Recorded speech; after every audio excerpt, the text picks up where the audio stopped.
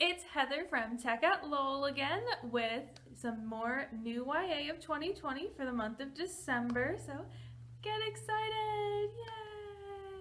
Yay!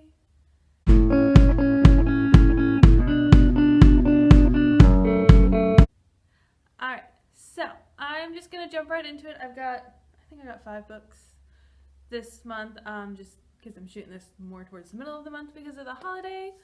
But still some really great reads. If you're interested in any more new books, always be sure to give us a call.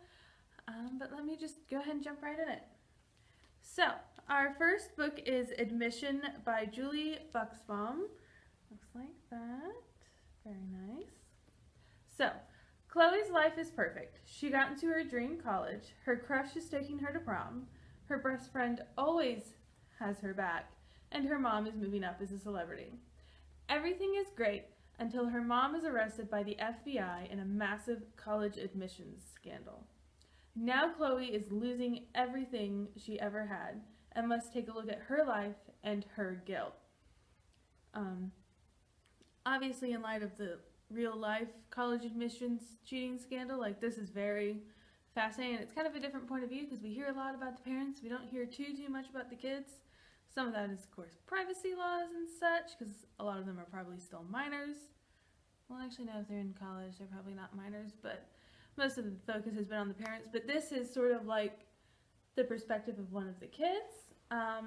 Looks really interesting. It's obviously just a regular fiction, realistic fiction, so no weird, crazy fantasy or sci-fi elements. Doesn't look like there's really a whole lot of romance either, so sounds like it's up your alley. Be sure to put it on hold. Next up is actually a sequel. It is Hatch by Kenneth Opel. It is the second in the Overthrow series. So this is a sci-fi. I mean, the cover definitely looks kind of sci-fi-ish. Instead of giving a summary, because if you haven't read the first one, don't want to do any spoilers. So, the next stage of the Overthrow is about to begin. It looked like a strange skeletal bird, a mosquito bird. Its head jerked, and in the blink of an eye, it sank its needle-thin proboscis into the skin between her fingers. Bitten. She'd been bitten now, too. Just a little I read of the summary on the inside. It sounds like a very interesting book, like part alien people. Little bit dystopian, but more towards the sci-fi end of it. There is a planned third book coming out. I think they said March 2021. So this would be a good time to kind of read the first, then read this one, so that you're kind of ready for the third if this is something that interests you. So there is that. And then on to our third, A Curse of Roses by Diana Pinguicha. One of these days I'll learn to look up pronunciations, but half the time I can't find them. That's why I quit. With one touch, bread turns to roses. With one bite, cheese turns into lilies. There's a famine plaguing the land, and Princess Isabel is wasting food just by trying to eat. She finds a way to control it, but to do so, she must do something forbidden. Does she dare risk it? And if she does, will she be able to stop? This is obviously a fantasy. It's also somewhat historical. It's based off a Portuguese legend, which I think is very fascinating. I'm loving all of the pulling from legends and stuff. Plus the cover is really pretty. So that's kind of an interesting one. Fantasy. There is romance. It seems like it's a little heavy on the romance. If you don't like romance, this might not be the one for you, but it's definitely, read it for the basis on the Portuguese legend, just to learn a little bit about that culture. So, we're almost there. Next one is The Good Girls by Claire Eliza Bartlett. Sort of simple cover, except there's a knife. Look at that. Alright, so this one, I thought the stuff on the back was better than the summary. So, a small town murder. A dark secret buried beneath layers of lies.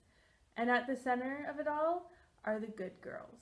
Go ahead, look them in the eyes. Ask them why they did it. So this is one that's actually on my to-read list. It's definitely a mystery, if you couldn't tell by the thing and then the knife on the cover. It It sounds very interesting. I'm very curious as to what it is. Obviously, there's been murder and there are suspects. Seems similar to like One of Us is Lying, a little bit in that vein. So if you enjoyed that one or you've been curious about that one, this would be another good one for you.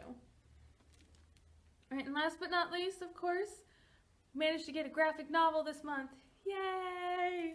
Because I know like a lot of the new videos I haven't really done graphic novels. Sometimes it's because the ones we get are actually previous publications, so you've probably already heard of them and that sort of thing. And to be honest, this one I didn't realize it was a graphic novel until it came in, but then I got even more excited because it is Shuri, Wakanda Forever.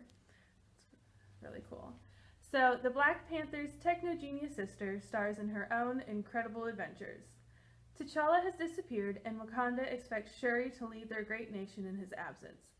But she's happiest in a lab surrounded by her own inventions. She'd rather be testing gauntlets than throwing them down.